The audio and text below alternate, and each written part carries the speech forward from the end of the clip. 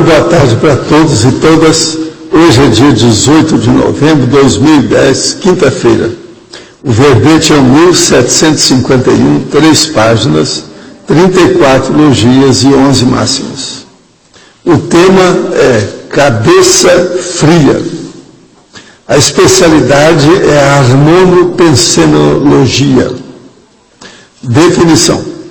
A cabeça fria é a condição de tranquilidade íntima e harmonia ideativa própria da harmonopensenidade, predispondo com si, homem ou mulher, as deliberações mais sensatas, inteligentes e corretas, sem atropelos, impulsividades, precipitações ou comocionalismos. O esfriamento da cabeça. A cabeça fria para refletir, expor-se, debater, julgar, deliberar, redigir, pesquisar, evoluir, comprar, vender e lecionar. O emprego inteligente dos travesseiros para repousar a cabeça. O chapéu, a boina, o boné, o capacete, o elmo. As flexões de cabeças, a cabeça colocada a prêmio, a cabeça do motociclista como capota e para-choque da motocicleta, a dor de cabeça, enxaqueca, cefaleia, hemicrania ou hemicrânia, o ato espuro de fazer a cabeça dos incautos, o ato suicida de pular de cabeça na piscina com pouca água, ou na cachoeira com pouca água. O nimbo, a glória, a auréola, a aura e o oval energético da cabeça fria. A eliminação dos bloqueios energéticos corticais. A ação positiva do arco voltar crânio-chacral para manter a cabeça fria. Agora, não entendo, você escolheu isso aqui no dia que nós fazemos a mega euforização. É mais uma coincidência de vocês aí. Agora, na remissologia tem 15 itens, nós destacamos. Arco voltaico crânio-chacral, energosfera pessoal, exercitação neuronial, mega euforização e pescoço. Falando de cabeça, a gente tem que falar no pescoço, né? Que é o que junta o resto do corpo. Agora, a frase enfática. A condição da cabeça fria, quando cosmoética, é conquista íntima da consciência lúcida, com abertismo consciencial, capaz de dinamizar o autodiscernimento e galgar neo-etapas da evolução. Em qual condição você mantém a própria cabeça? Fria ou quente? O tempo todo? Agora a pergunta. Qual o tempo e a velocidade necessária para se instalar o EV? Faço a pergunta pelo fato, sempre que eu começo a fazer a mobilização de energias, bem devagar, logo sinto um banho energético forte. Fato que me faz parar de aumentar a velocidade da mobilização e não saber se conseguiu ou não instalar o EV, embora ainda consiga continuar sentindo o banho energético por um bom tempo. Olha, você está começando a sentir os banhos de energias e a mobilização de energia. Vai em frente. Tem muita coisa pela frente. A energia consciencial é a chave da vida humana. Você está começando a abrir a porta. Comecei a prática do EV há pouco tempo, embora já tenha tido algumas projeções lúcidas espontaneamente. Sempre que eu instalo o EV, sinto o meu polegar da minha mão esquerda formigar até a altura do pulso. O senhor poderia chamar, ou poderia dizer, saberia dizer por que somente o meu polegar da minha mão esquerda formiga, sem que os outros dedos formiguem também? Olha, isso se deve àquilo que a gente chama de processo de parestesia. Tem gente que tem parestesia em certos lugares maior do que o outro. Então isso tem que levar em consideração. Uma outra coisa, eu não sei da sua idade. Quanto mais idosa a pessoa, mais comuns se tornam as parestesias. A parestesia faz parte de quem mexe com EV, faz parte do serviço. Se você, por exemplo, se já tem mais de 50 anos, isso aí é muito comum. Agora, ó, você vai começar a sentir essas coisas em outros lugares do corpo. quando você menos esperar, em qualquer lugar. Isso é parestesia, é temporário. Sei que esse assunto é muito batido, mas gostaria que ficasse claro para mim. Todos nós que estamos em contato com a conscienciologia, tentando nos posicionar como milipeça desse grande mecanismo, fizemos o curso intermissivo? Não, não são todos nós, mas a maioria absoluta. Se sim, por que ainda não consegui acessar de forma mais nítida a ideia de minha proex? Primeiro, você fez o curso intermissivo, é você que tem que saber. Segundo, você tem competência naquilo que você faz perante você mesma? Você faz força com você mesmo, ou você desiste logo, ou você não leva a coisa a séria? Você é muito desorganizado ou é bem organizado? Tudo isso tem que levar em consideração. O negócio todo é o seguinte: insista, não desista. Você vai ficar mais clara e ficar as coisas mais objetivas sobre o assunto. Eu queria dizer para vocês que tem um amigo nosso que está falando aqui mais uma vez sobre aquilo que tem gente que está implicando com isso aqui, que é o processo da Wikipedia, da internet. E o artigo Conscienciologia tem uma opção de bobagem, uma crítica superficial lá. É sobre o livro 700 e os neologismos. Então tem mais um aqui que está danado da vida com o que viu. Cada neologização que estão falando, eles falam aqui o negócio que eu disse aqui um dia desse, que os 700 experimentos é um livro que tem sugestões para experimento, não é um livro de experimento. Se tem sugestão para experimento, é de experimento. Qual é o problema? Agora veja, é cada bobagem que tem na Wikipedia que não está fácil. Agora eu não estou falando mais blog, não, é Wikipedia. É besteira. É igualzinho aquela enciclopédia que saiu lá da época do Encarta, que tinha cada bobagem. A Wikipedia está do mesmo jeito. Agora, ó, o problema todo é que eles estão reclamando que não tem aprofundamento naquilo que nós fizemos. Então, mais uma vez eu faço aquele convite, aquela convocação. Venha para a Caixa você também. Venha para cá para brigar com a gente. Vamos debater o processo, quem escreveu isso. Então, todos aqueles que fizeram a redação lá, nós convidamos para vir aqui para ver o que é que eles estão falando. E aquele que tiver mais força de discernimento igual o outro, vamos ver. Venha aqui para o covil das víboras. Professor, venha. É importante também avisar o pessoal que a Wikipedia é um processo aberto. Então, quem quiser pode entrar e abrir a discussão e refutar, começa a discussão. Seria bom. Eu acho que é importante que quem já está vendo esse tipo de inconsistência discute lá. Que essa obra, os 700 experimentos, está repleta de repetições de si mesmo e poderia ser reduzida a cerca de 100 experimentos. E a vovozinha, faça a experiência. Primeira coisa, o princípio da descrença, é a autopesquisa. Venha debater conosco, nós convidamos os redatores aí, quem quiser. Venha para cá, o negócio é cara a cara, vamos encarar um ou outro. O caminho é esse, foi para isso que a gente fez. Agora, não adianta estar fazendo isso, eu não perco mais tempo com essas bobagens, nem de Wikipedia. Isso aí é perda de tempo. Agora, meus amigos que veem isso a primeira vez, estão começando a descobrir a conscienciologia, chega lá, o cara já está sabendo um pouquinho mais do que esses que redigiram. Então fica danada a vida. Em parte ele tem razão, é brabo, né? Mas o que vai fazer? Não vão perder tempo com isso. É muita bobagem que tem na internet. Agora, eu queria falar uma coisa muito séria para vocês. O doutor Juarez Freitas, ele vai estar aí amanhã no Village. Ele vai passar um dia inteiro aí e ele pediu para avisar para todo mundo que pode ajudá-lo na questão do tema que ele está escrevendo um livro sobre a sustentabilidade. Para todo mundo que já conversou com ele, inclusive que dê a nossa amiga, a Magali e outros mais, que ele vai ficar aí um dia inteiro. Todo mundo que puder ajudar na questão da sustentabilidade cosmoética, seria bom falar com ele, né? Ele vai estar aí, ele está querendo ajuda. Você sabe, um cara daquele, ele está pedindo ajuda para vocês, eu acho que você precisa fazer alguma coisa. Aqui no ar. Isso é um negócio muito sério. Aqui, na sua frente. A Magali já fez, né, uma pré-seleção, a gente fez uma discussão no grupo ambiental do discernimento, né?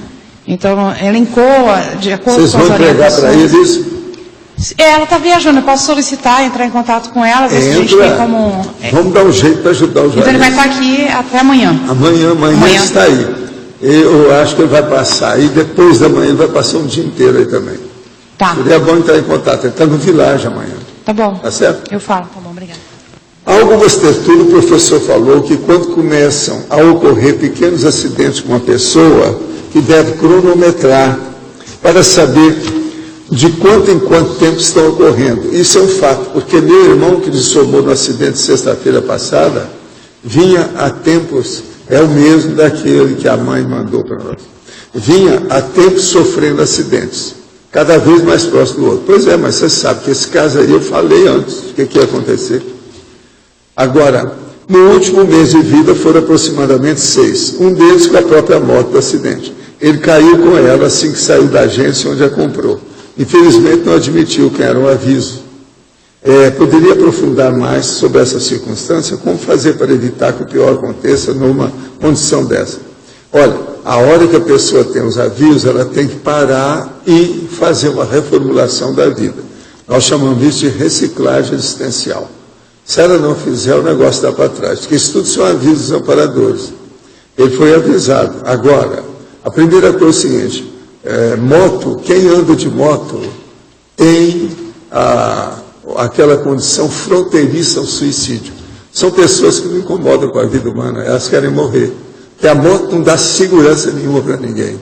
Eu, na década de 60, faz 50 anos, estudei isso tudo, inclusive na Honda, com os processos tudo lá do Japão, fiz curso lá, fui examinar isso tudo, cheguei no Brasil, quase me mataram, por causa dessa história, quase me lincharam uma vez, que eu fui falar a verdade, como é que era. Que aqui você não podia falar, há 50 anos não podia falar em motoca. Então tinha o Zundap, aquelas coisas todas sérias dos alemães, o negócio é muito mais sério do que essas modernas que tem aí. Então, o que é que se passa? Isso tudo faz 50 anos que eu vejo um monte de pessoas que eu conheci que morreram de moto. Outra coisa, um monte de mensagem mediúnica que o Chico recebeu sobre motocicleta, os motorneiros do além, motocicleta, motociclista do além, motoqueiro do além, essas coisas todas tem por aí. Mas agora, o processo é esse. O que dura você pensar que um homem desse aqui tinha 40 anos. E fronteiriça ao suicídio, bem claro. Isso que nós chamamos também de risco-mania. É preciso estudar o que é risco-mania e eliminar a motoca. Motoca é loucura. Mas você sabe, nós vivemos numa sociedade patológica, né? A gente vive no hospitalão. A enfermaria está cheia de gente doida. O motoqueiro do além é um deles, mas tem mais, ou tem outras pessoas depois dessa, porque hoje em dia a psicografia é uma indústria, né? Então, o que mais fixou meu interesse na conscienciologia e me deu muito entusiasmo no início foi o combate à cristolatria, pois vem de uma família católica. De que modo isso pode ajudar em minha autopesquisa? Coloca aí. Se ele gosta da cristolatria, né? Está combatendo, seria bom ver aquele nome. Como é que é? Como é que é? Homocinô. Fala para ele aí, ó, que ele gosta disso, é bom ele ver que tem até nome para isso. Entende? Que somos nós. Nós somos hereges com G. E a homossinodia. Como é que é? Nós somos isso. É bom de saber disso. Nós combatemos a cristolatria, que é uma das maiores bobagens da Terra. Tem criado muita morte. Como é que é? Homocionita. Homuncionita. Pois é, olha bem o que é isso. Olha, tem no AIS. Eu e minha irmã tínhamos, quando crianças, várias ideias a respeito da multidimensionalidade. Eu, meses antes de conhecer a conscienciologia, tive várias ideias em relação à energia e uma projeção consciente breve. Não sei se são ideias inatas ou precognições. Tenho essas características de acessar as ideias antes de recebê-las. Qual delas poderia ser? Isso é só você que pode saber. Anota tudo que daqui uns 2, 3 anos você vai saber o que é, pela acumulação de vivências. A sauna a vapor ajuda na desintoxicação do holochakra. Ontem fui à sauna a vapor e posteriormente trabalhei com energia e senti grande otimização do processo. Poderia comentar? Olha, eu sou inteiramente contra a sauna. Nós vivemos num país tropical, a sauna não precisa. Quem vive, por exemplo, em Foz, já está numa sauna. Lá fora, nesse momento, está a 34 graus, está aqui, ó. Aqui dentro está 22. A diferença com lá fora é de 12 graus. Para que a gente precisa? Só você andar um pouco aqui fora que você está transpirando igual a sauna. Então, sauna é besteira. Na Finlândia, pode ser que eles precisam disso lá, porque estão vivendo no frigorífico. Nós não. Nós vivemos já numa sauna natural. Então, isso é besteira. A desintoxicação você deve fazer andando na esteira aeróbica. Para com isso. Sauna no Brasil tem matado gente. Uma vez eu cheguei para ver um senhor. Quando eu cheguei lá, eu não conhecia o senhor, nem a família, nem nada. Quando eu cheguei lá, ele tinha morrido. Já tinha até o médico dando atestado de óbito. Mas é que eles me chamaram minutos antes. O cara que saiu não sabia. Foi justamente na hora que o médico estava lá. Eu ia encontrar com o colega. Aí eu cheguei lá, eu olhei para ele e falei assim, esse homem esteve em sauna nos últimos dias? Eu disse, sim, como é que o senhor sabe? Professor, matou o cara. Hoje amanheceu a 12 graus aqui no CEEC. 12, né? 12 graus. Pois é, e lá fora agora está a 34 aqui, ó, está falando aqui.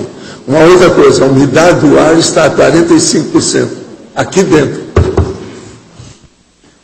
Mas de modo que esqueça a sauna e vamos trabalhar com a esteira aeróbica, o melhor que você pode fazer. Se você tiver pé para andar, né? A sauna, ela abaixa a pressão? Estou perguntando, não sei. Não, ela faz a desintoxicação, porque faz a pessoa transpirar.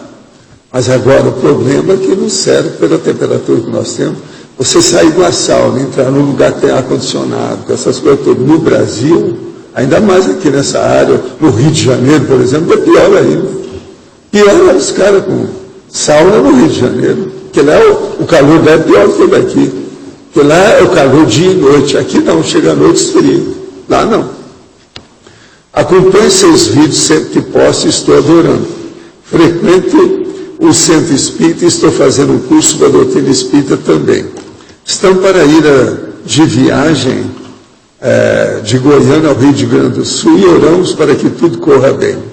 Acontece que meu filho de 6 anos teve ontem um sonho que toda a nossa família era atropelada e acabava morrendo. Nem preciso falar que ele acordou bem assustado. E isso assustou-nos também.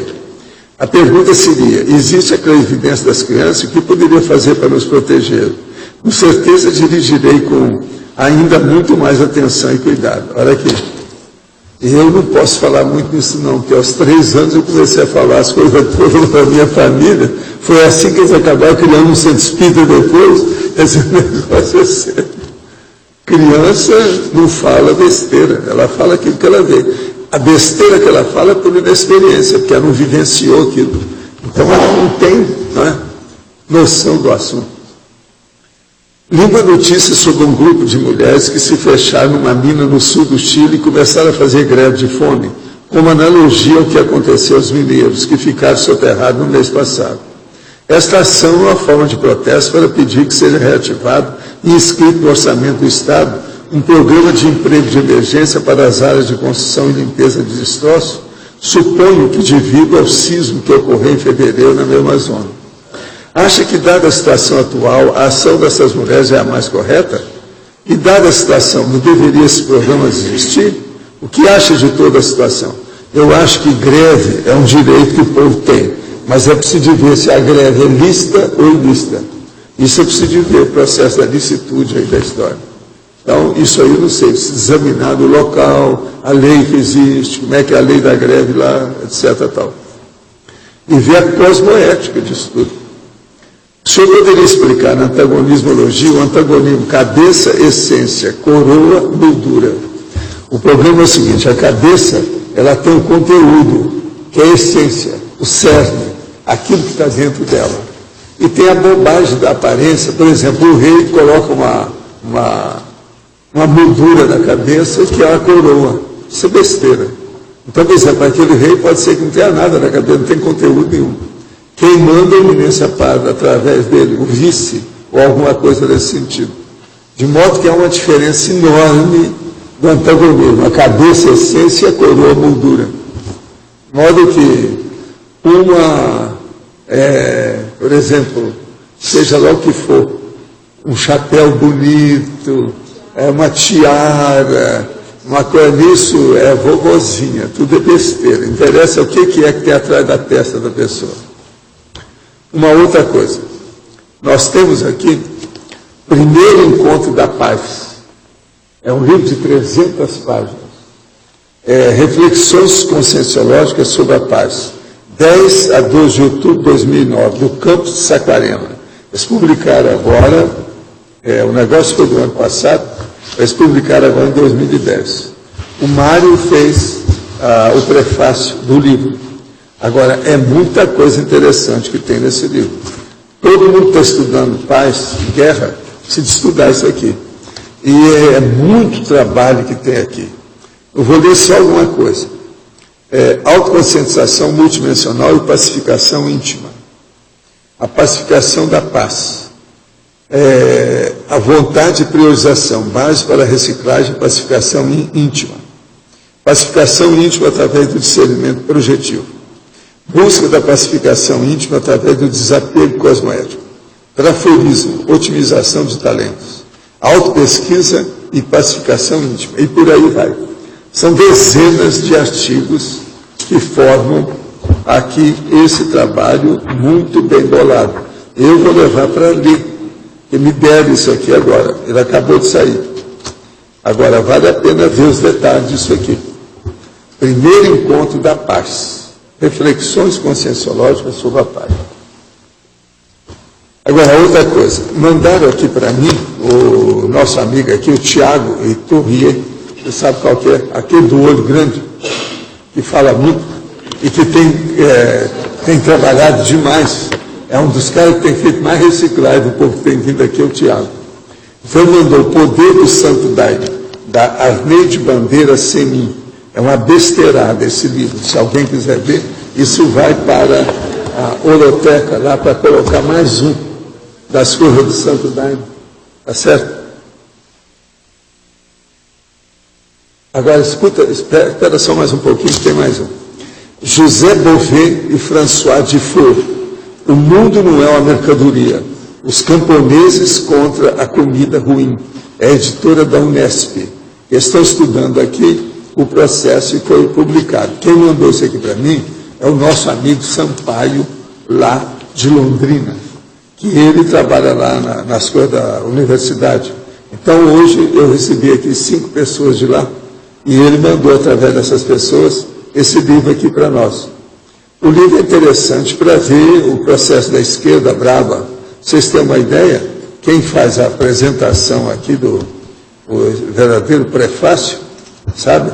Foi o João Pedro Stede, aquele cara. De modo que é para vocês, o povo da esquerda. É aquele cara. É esse povo. Entrevista com o Gilles Luneau. É o francês que É interessante, quem quiser faz ver, manifestação no McDonald's, faz um monte de coisa, o governo. O povo já sabe, né? Agora, gente, já que nós falamos aqui em tanta reciclagem, eu queria só, de vez em quando, lembrar para vocês uma coisa. Você, de vez em quando, faz a reciclagem do contingente das suas bactérias. Quer dizer, precisa fazer uma reciclagem do contingente das suas bactérias. Como é que é a sua limpeza? Você enxágua a sua psicosfera de tal maneira que modifica um pouco as bactérias? Isso aí é muito importante. Porque são quantas? Pois é, 100 trilhões de bactérias. Ela tem uma paciência danada comigo, toda vez ela fala. 100 trilhões de bactérias. Vocês têm que fazer um jeito, de vez em quando, fazer uma reciclagem nessa turma. Não dá. É um contingente. A situação é precária. Mas o que você queria?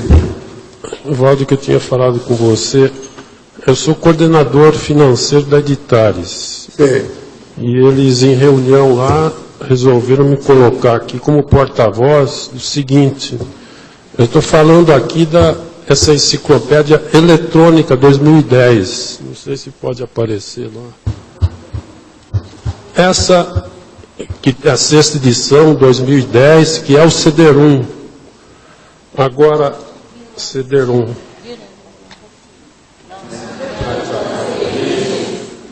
Essa enciclopédia aqui não são aqueles volumes. Essa contém todos aqueles, são 8 volumes, né, ali daquele encadernado.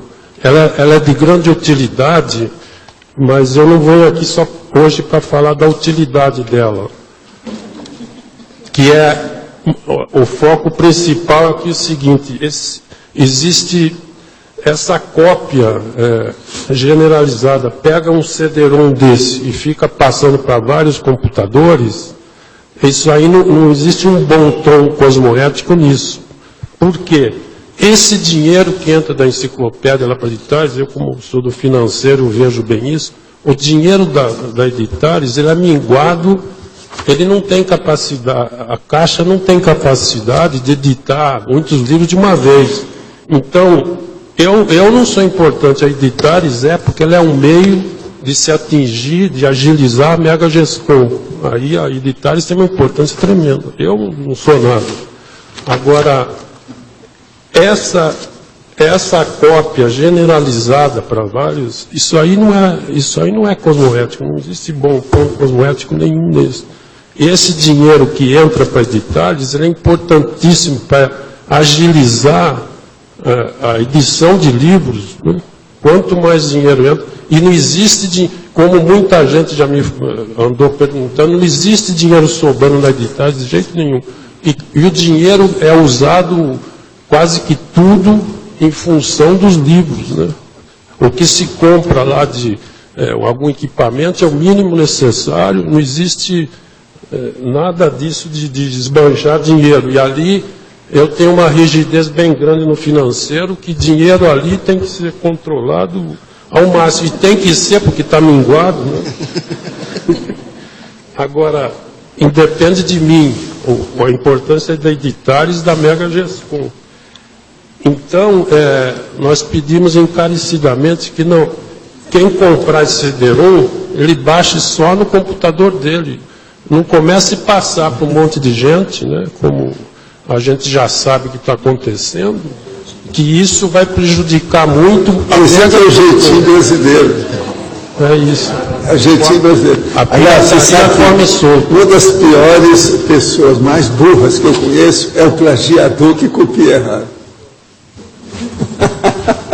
Uma das coisas mais burras que eu acho que é isso. O cara copia errado.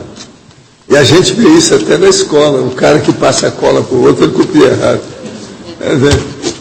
Esse é burraldo, burrildo e burroide total. Né? Ô Everton, eu estou vendo que você chegou, eu não te falei. Tem 10 lá para você passar para o AMI. Ah, já passou? Ele é uma fera, né? Terrível, né? Escuta, você viu qual que é aquela almofada preta que tem lá? Sim. Sim, mas eu preciso sentar lá para ver o negócio. Tá? Na hora, então, vocês me chamam. Que eu acho que com aquela almofada é capaz de dar certo aí. Sim, tá bom. Agora, outra pergunta aqui. O senhor poderia explicar o que significa em parafatologia, a primeira linha, o oval energético da cabeça fria? O oval energético é a aura, né? Eu falo aqui vários nomes. É o nimbo, a glória, a auréola, a aura e o oval energético da cabeça fria, que é a parapsicosfera da cabeça da pessoa. Essa pessoa, por exemplo, geralmente, ela tem um processo da modificação da aura, mas com tranquilidade. É bem mais pacífica. Entende? Mostra que a pessoa, ela é equilibrada, tem harmonia íntima. O que poderia acarretar de negativo a quem realiza o evangelho no lar e não tem a prática com o estado vibracional? Evangelho no lar, às vezes, dá assédio no lar. Se a pessoa não sabe mexer com isso, eu já falava isso quando eles começaram com o Evangelho no Lar. Na época que eu estava no Espiritismo, há 50 anos. Às vezes dá assédio. Eu, às vezes, tinha que atender um pouco por causa disso. E o assédio é feito de uma maneira muito natural. Pelo seguinte, faz o Evangelho no Lar, principalmente por causa das crianças de casa. Uma daquelas crianças é um epicentro mediúnico, ou seja, um epicentro energético. Capta os assediadores e começa a manifestar lá. Com o processo não dá conta o Evangelho no Lar, porque é muita coisa emocional, maternosa, aquele negócio todo. Então, daí a pouco, aumenta o assédio dentro de casa. Isso aí é um problemão. Há algo de positivo nessa prática, para quem ainda se envolve com a doutrina espírita? Não. Sempre é melhor no Evangelho no Lar do que mexer com outras bobagens, fazer despacho ou qualquer coisa. Realizo orações às 11 horas e faço vibrações pelos doentes e familiares. Mas é a primeira vez hoje que realizo o estado vibracional. Nesses momentos e depois exteriorizo energias à distância para meu irmão, que segundo os psiquiatras sofre esquizofrenia. Ocorreu tudo bem no momento. Consegui manter-me em sintonia, procurando levar até ele energias do bem. Mas depois que terminei, fiquei dolorida na região do meio da coluna, na altura dos rins. Pode acontecer de ficar dolorida após uma esterilização de energia, por quê? Não, você está começando agora. Isso aí são as rebarbas. Possivelmente o estado vibracional está começando a diagnosticar o que você tem. Se continuar, você faz estado vibracional agora todo dia, várias vezes. Se começar a doer na coluna, é bom você ir no traumatologista e dar uma olhadela geral na sua coluna, principalmente próximo ao cóccix, por aí afora, que às vezes tem algum problema físico. Porque o estado vibracional, ele denuncia as realidades dos órgãos e sistema do corpo humano. Ele é uma espécie de aferidor de diagnóstico. Poderia explicitar mais um pouco a sinergismologia, segunda e terceira linha de cima para baixo. O sinergismo, autoparaperceptibilidade atilada e autocomprometimento proexológico. O caso é o seguinte, quando a pessoa tem o parapsiquismo dela e ela está desperta sobre certos assuntos, ela admite energia, ela às vezes tem clarividência, ela faz assistência através da exteriorização de energia. Isso aí faz com que ela se fixe melhor no comprometimento que ela tem com a Proex. Então, a pessoa que trabalha com isso, a programação existencial dela diz respeito à interassistencialidade. É isso que nós estamos falando. O senhor poderia comentar o princípio consciencial de que a natureza humana não falha? Não. O processo é o seguinte, se você deixar pela natureza, a natureza humana não falha. Ela sempre responde por aquilo que tem. Porque ela é automática. Ela é praticamente vegetativa. O processo vem e a coisa ocorre. Por quê? A fisiologia funciona desse modo. E outra coisa, às vezes isso está na paragenética da pessoa de tal maneira que vem desde a época que ela era árvore, que ela era grama. Então o negócio não é fácil. Por isso que a gente fala que a natureza humana não falha. Uma tendência, por exemplo, de uma multidão, se ela é assolada por alguém que tenha algum processo de comunicação mais forte, a multidão pode matar os outros. É isso aí que é o processo brabo, que vocês sabem, que é a lei de Lynch, que é o linchamento. Isso não é fácil. Isso tudo a natureza humana não falha. Uma multidão, por exemplo, a tendência dela é se nivelar por baixo, não é por cima, por baixo. Isso aí é um perigo. Hoje tenho 36 anos e sempre tive um sono muito pesado. Há 5 anos a situação mudou e acordo facilmente perdendo o sono com muita facilidade. Houve uma época da minha vida onde bebia, fumava e frequentava bares. Hoje acho que meu sono mudou mais ou menos na mesma época e mantinha esse tipo de vida baratrosférica. Qual é a opinião do senhor? Tem lógico o meu pensamento? É lógico que isso aí influenciou. Agora, o problema seu é mexer com o estado vibracional e com as energias para você andar mais rápido no processo. Com isso aí você vai dominar tudo e vai melhorar a situação. Vale a pena ponderar isso. É por aí. Professor. Outra coisa, você está com 36 anos. 36 anos, numa vida de 70, é o início do princípio do começo da execução da programação existencial. 36 anos. Olha bem o que está acontecendo. Se está chamando a atenção agora, quando é que você ficou sabendo das nossas coisas? É a hora de pensar, né? 36 anos. Eu quero dizer para vocês que é o seguinte, se você ainda não escutou a gente falar, numa vida média de 70 anos, eu estou dando por baixo, porque hoje as pessoas estão vivendo até 100 anos, mas numa vida de 70, de 1 a 35 é o período preparatório, de 36 a 70 é o período executivo da programação existencial. Isso também chama PROEX. Qualquer coisa se apela para APEX. APEX é só você falar aqui com o professor Laeno Losch, que esse cara aqui é de barba que está aqui. Fala aí para nós. Para ter mais informações sobre a questão da PROEX, você pode acessar o site da Associação Internacional da Programação Existencial, que é www.apexinternacional.org. Repetindo, www.apexinternacional.org. Lá você vai ter uma série de informações. Todo sábado, às 15h30, nós temos palestras via internet sobre o assunto. Ok?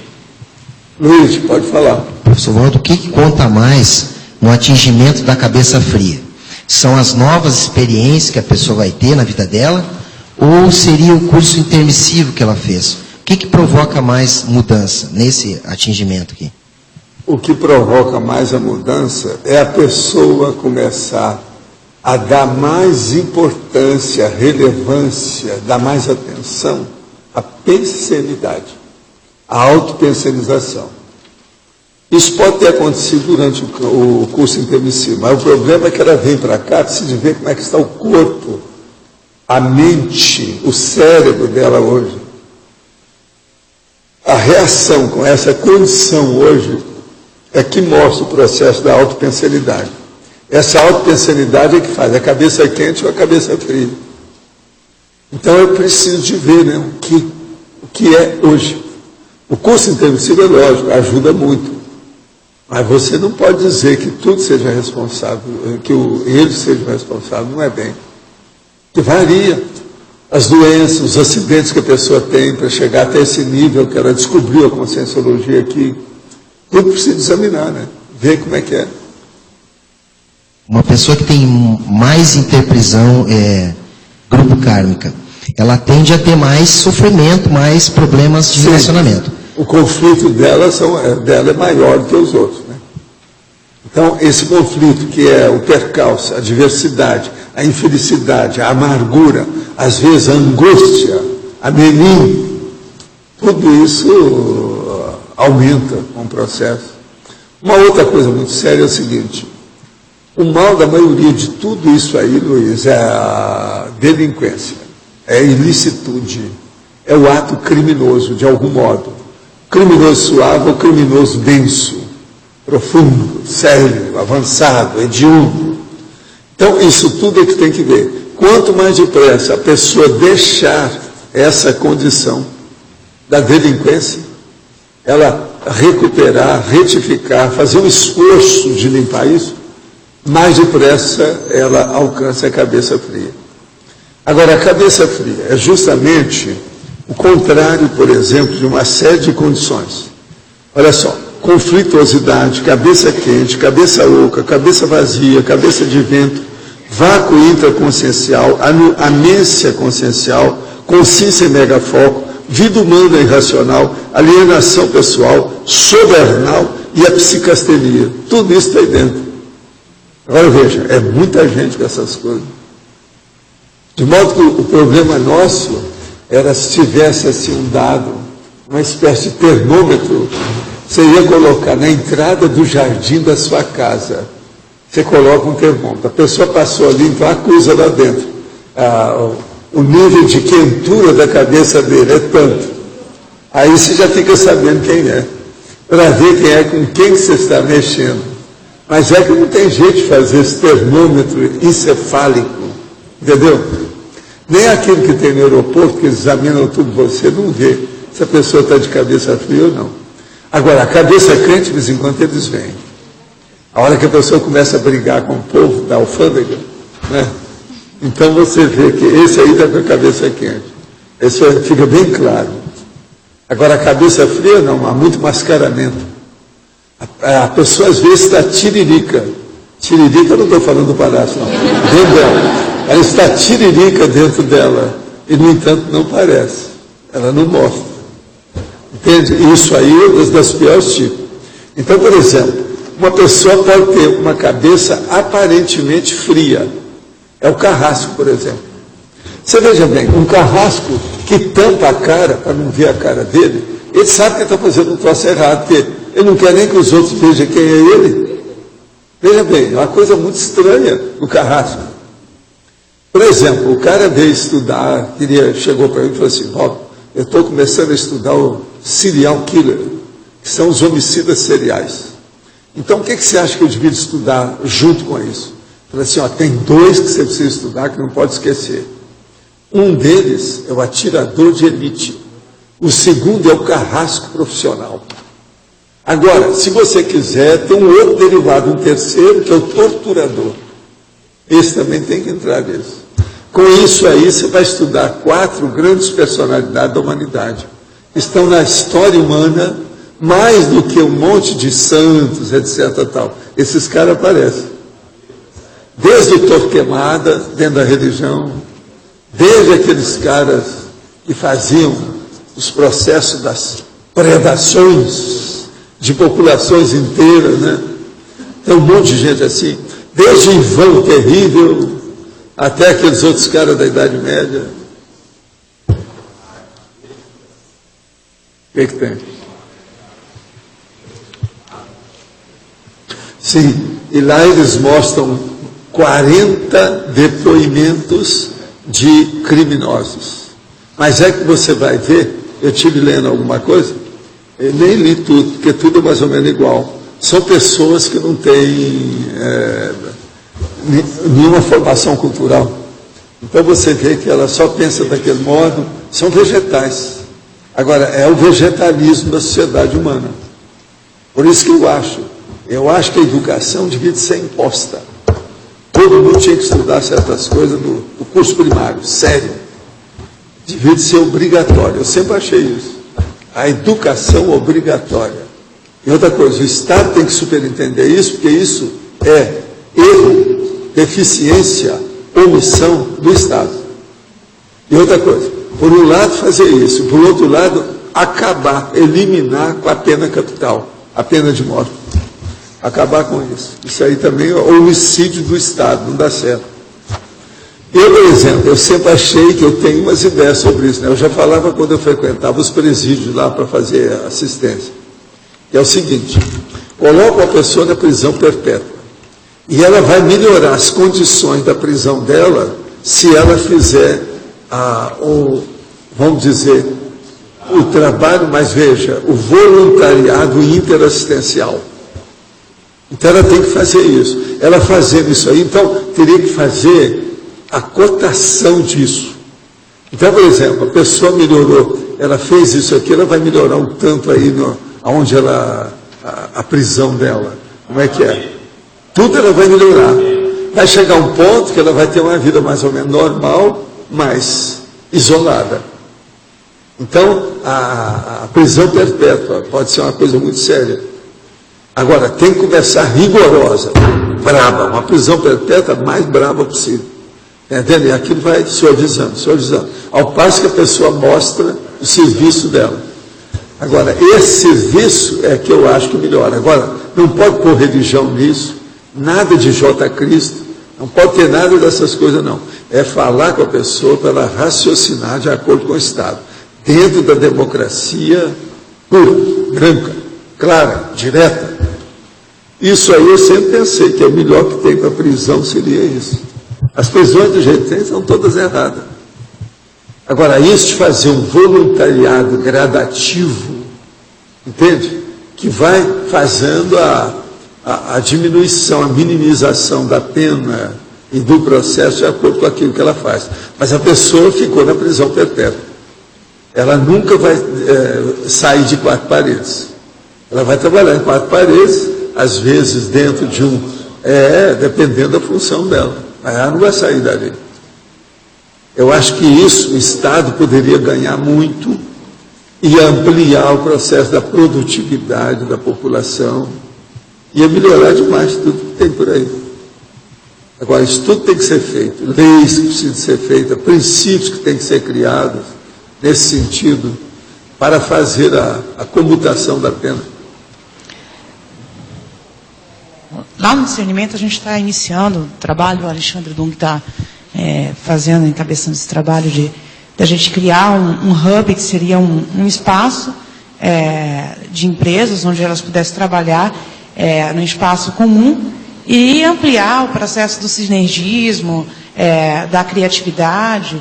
E esse espaço ele tem como base de formação para justamente criar esses elementos de sinergismo, a cultura de espaço, momentos de lazer, de interação, de troca, ou seja, de repente trazer a pessoa para esse lado da cabeça fria.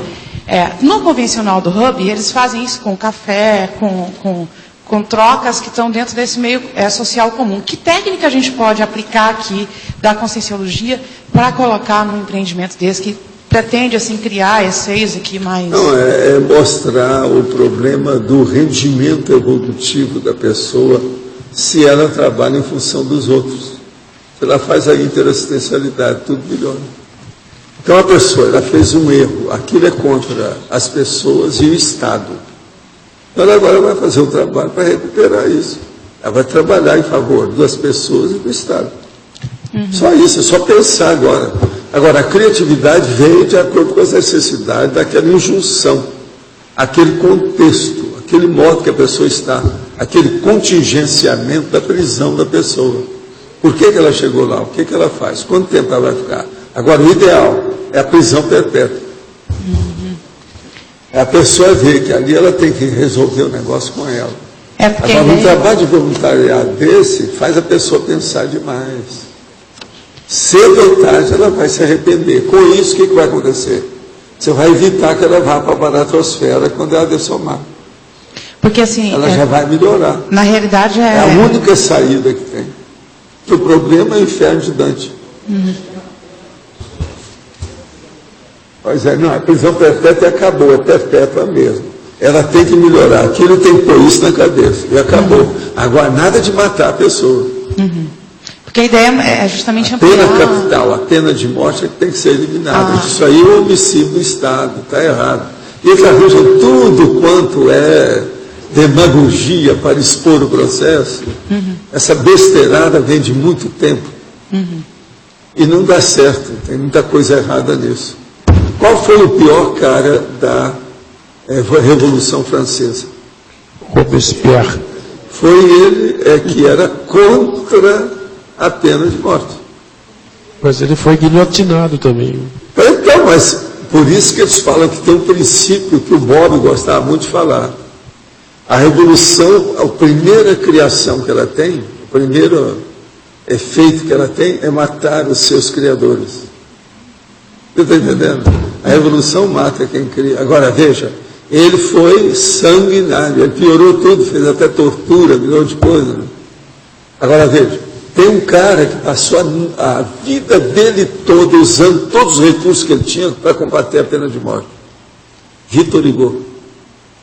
Mas é que ele usava muita arte, né? Faltou ali, foi o processo da mental somaticidade, o discernimento para ele. Ele era fora de série. Tudo que vocês pensarem, ele fez para combater a pena de morte. Esquete, poesia, prosa, livro, exposição pública, a vida dele toda em combater a pena de morte. Mas foi pouco. Está entendendo? Lembrar também que o Stalin matou uma tonelada de revolucionários, gente que estava no meio. Pois é. Agora tem esse princípio sobre a revolução. O primeiro fruto da revolução é que ela mata os próprios criadores. Ela mata os filhos. O povo gosta de falar, ela mata os seus filhos. Não é, ela mata os filhos, que é os dela mesmo. Né? Ela mata os seus próprios filhos. Agora, a questão do verbete aqui, eu gostaria que se desse uma aprofundada na enumerologia em relação a essa ordem aí, né? Que A autopensalização, a autovolição, a autodefinição, o autoposicionamento, a autodeterminação, a autorresolução, a autoiniciativa. Eu acho que está certíssimo a ordem. O que é que você deu contra? Eu não dei contra nada. Mostre qual é o seu contra, que eu quero explicar. Se há governo... Explicar, você sabe, é explicar no pinico, né? Não, eu estou em dúvida, não... Explicar. Estou em dúvida em relação a essa ordem. Não, né? vamos ver. Autopensalização. A coisa mais séria é o que você pensa nisso. Não, aí tem a sua vontade, que interfere na sua pensalidade. E você tem que definir o que é que você está pensando. Agora, depois da definição, você vai se posicionar. Aí você vai determinar alguma coisa que você vai fazer. Aí você tem uma resolução conclusiva, pelo menos temporária, para fazer. E aí você começa a iniciativa. A iniciativa é o último, tá certo. O que você quer? Eu acho que tem uma certa ordem. Para mudar aqui, pode mudar um ou outro, mas a ordem dos tratores não altera os viadutos. É mais por... não é isso?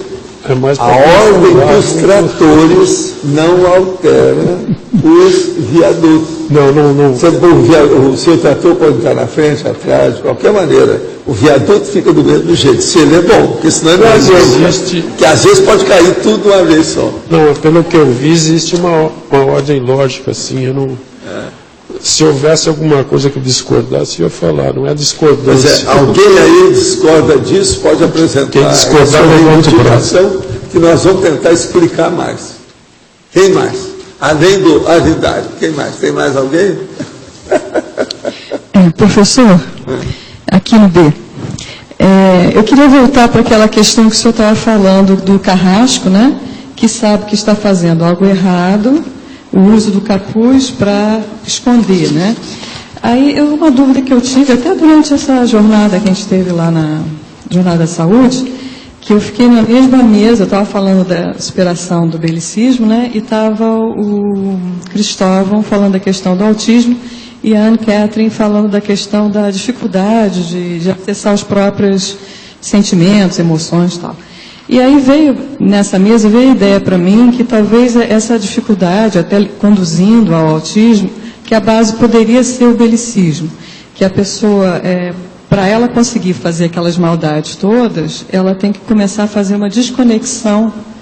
É como se tivesse um lado que atua e o outro lado que sente separado, para ela não sentir o que ela está fazendo. E que isso poderia levar a essas patologias. Você acha que tem lógica isso? Não, em parte tem, mas isso eu não acho que seja o essencial. O essencial para a pessoa melhorar, não tem outra chance, não tem outra oportunidade, não tem outra solução, nem resolução. É a vontade de decidir o que é renovar, fazer a reciclagem. Ou ela melhora isso ou não melhora. Agora, a partir disso, ela vai combater o que é que ela viu que está desequilibrado, ela vai equilibrar o que falta. Agora, o processo é a vontade, a determinação nasce daí.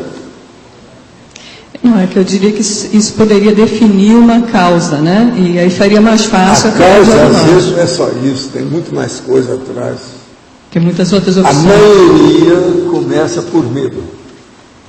E esse medo aparece por um crime. Raciocina sobre esse aspecto. Professor. Vai levantar a lebre assim, ó. Vai ver muita coisa de Mas ela tem medo de ser julgada pelo crime. Do acobertamento.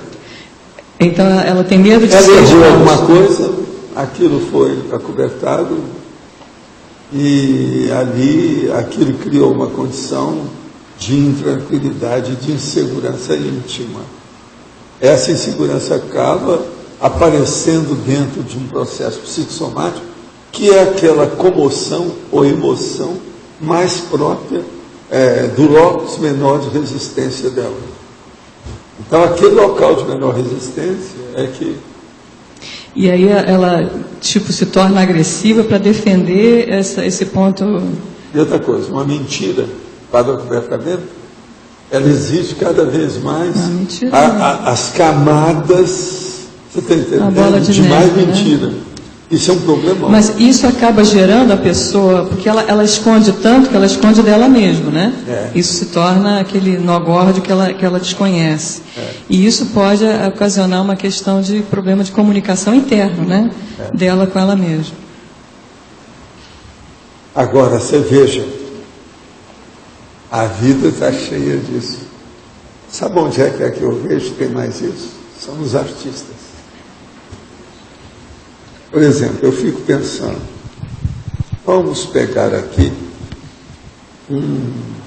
uma obra artística. Por exemplo, tem um filme muito bem feito, mas eu não recomendo para ninguém aqui ver o filme. Ele é pornográfico. Agora, o que se passa? É um filme pornográfico chamado Nobre. Foi feito em 1978 pelo Louis Malle, aquele francês, que fez o negócio com a turma de Hollywood. O nome seria, em português, seria Menina Bonita. Agora, o que é que se passa? O Menina Bonita dele. É uma pornografia do início ao fim, para mostrar a vida num bordel, ou seja, num local de prostituição nos Estados Unidos, na época da Belle Époque. O filme é uma perfeição de bem feito, cinematograficamente falando. Mas é só pornografia. Aquela Susan Sarandon é a principal. Ela estava novinha, os peitos de jovem, aparece tudo e tal. E a dona que está lá, que hoje já deve ter uns 50 anos, na ocasião era uma menina, que é das mais faladas. Brooke Shields. Agora, o que se passa? Uma beleza. O processo do ponto de vista de, vamos dizer, estética, condições, a realidade da época, mas um lixo o tempo todo. Eu queria ver para ver o clima daquilo sendo passado na televisão. Não é um filme que eu tenho em casa, não. Eu vi na televisão porque eu vi eles iam passar. Então eu queria ver para eu sentir o óleo descendo daquilo irradiado. É péssimo. Agora, a menina linda, a Brooke Shields, nessa ocasião, era uma estrela do psicossoma mais alto, da ícone da Comunex mais avançada.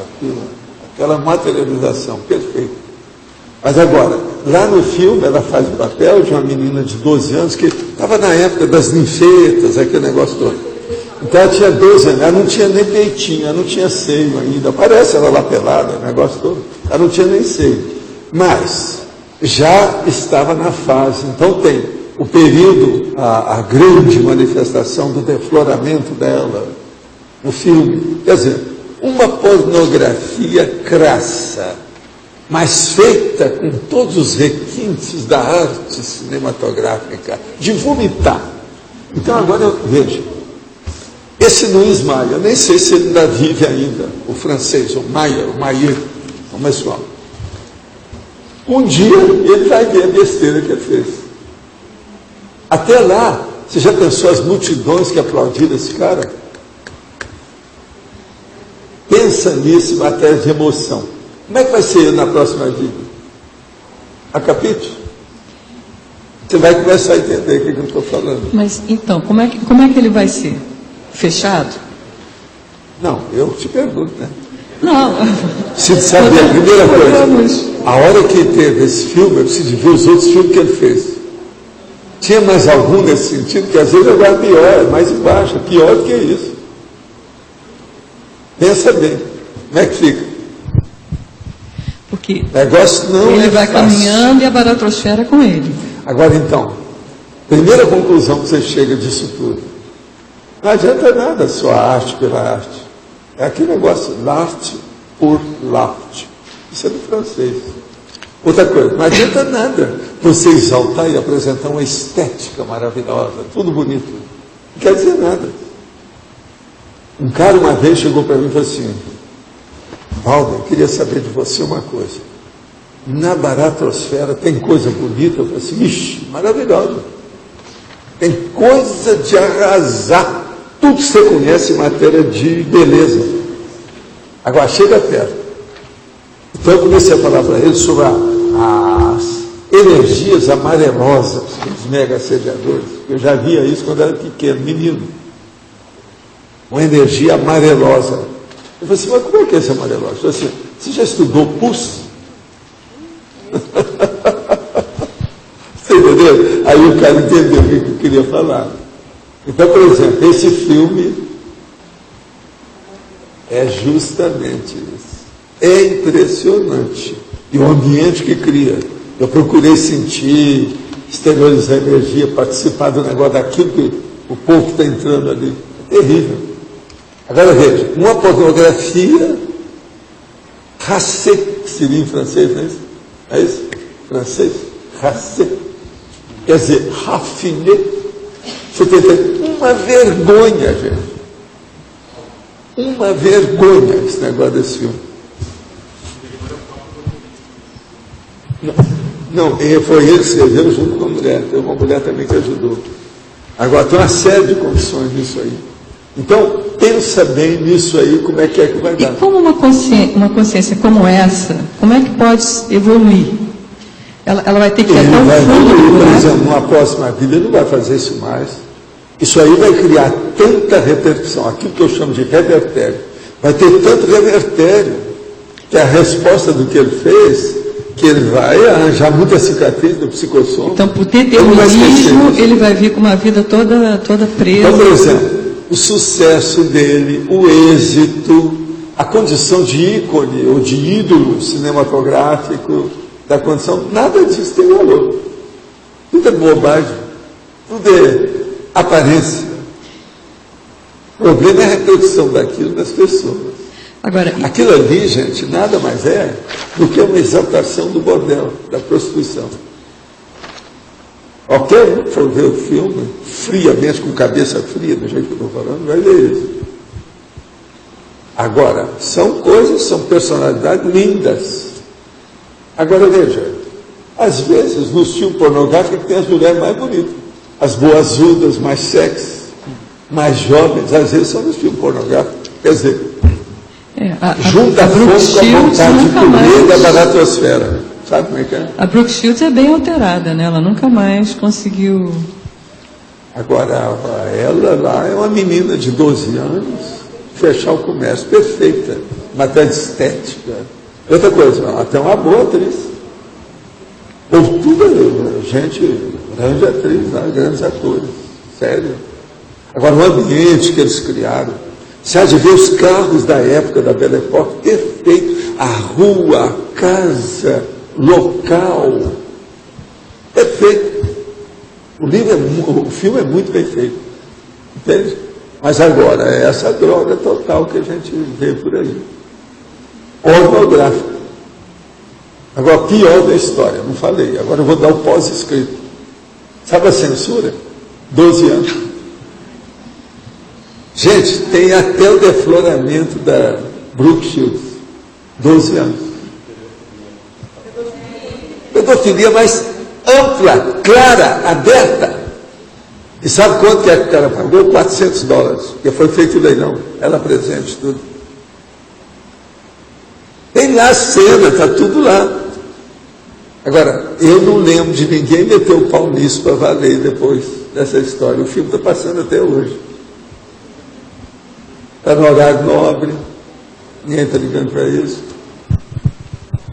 Ontem ele passou, porque eu estava vendo de vez em quando está passando. Ontem ele passou entre 8 e 10 horas da noite. Começou às 5 para as 8. 5 para as 8 da noite. Ou se vocês querem, 19h55 até as 22 horas. Tá certo? E a Palpalcinha. Professor, sim. Aqui é a Rosa. Já que o senhor está falando em filmes, e adolescentes também estão vendo esse filme, eu fui ver eu não recomendo, primeiramente, é um filme baratrosférico, Atirador de Elite 2. Fui com o objetivo de fazer uma pesquisa porque na verdade eu sou justamente o contrário. Então eu preciso fazer autoenfrentamento. É esse aí que está combatendo o governo, é isso? Indiretamente? Mas tem muita gente falando. Tropa de Elite 2. Tropa de Elite 2. Agora, no início eu quis até sair, mas no final, a abordagem, a gente vê claramente, depois eu quero ver até com o senhor se isso corresponde à realidade, como se encontra o Rio de Janeiro, a polícia, os atiradores de elite a favor, trabalhando para o próprio Estado, e então a polícia toda subornada como máquina do Estado, né? Então eu fiquei assim, eu já sabia que eu sou carioca, sabia que Rio de Janeiro era isso tudo, mas ali eu achei assim que o filme, de certa forma, na segunda metade, ele mostra uma realidade que muitos de nós até desconhecemos, né? Muitos de nós, quer dizer, você e carioca. Então, na verdade, quem está estudando essa questão que o senhor colocou aí, quem está estudando a questão do serial killer, atirador de elite, até porque nós não, se estamos pensando que vamos dessomar e que não vamos enfrentar mega assediadores, é bom então a gente fazer uma vez né? Esse filme está sendo muito elogiado para ver as bobagens do governo no Brasil. Tem muita gente falando isso. E outra coisa, tem gente que não entende como é que o governo deixou sair esse filme. Então, foi essa a minha pergunta. Como o Estado deixou? Foi, né? Eles entraram nisso, então. Então, professor, a minha pergunta foi essa, quando terminou. Como que o governo do Rio de Janeiro deixou passar esse filme? Porque só saiu depois do primeiro turno, que o pessoal está falando, né? Passou o primeiro turno, aí eles liberaram. Aí o filme começou a passar. Eles não passaram o filme antes do primeiro turno. Agora, gente, deixa eu pegar aqui, porque eu tenho só 9 minutos mais. Estive com meu marido e minha filhinha Beatriz aí nesse fim de semana e não fiz 2 perguntas que gostaria de fazer. Sempre sinto um arrepio, tipo formigamento, do lado esquerdo da cabeça e na nuca. A sensação é muito boa.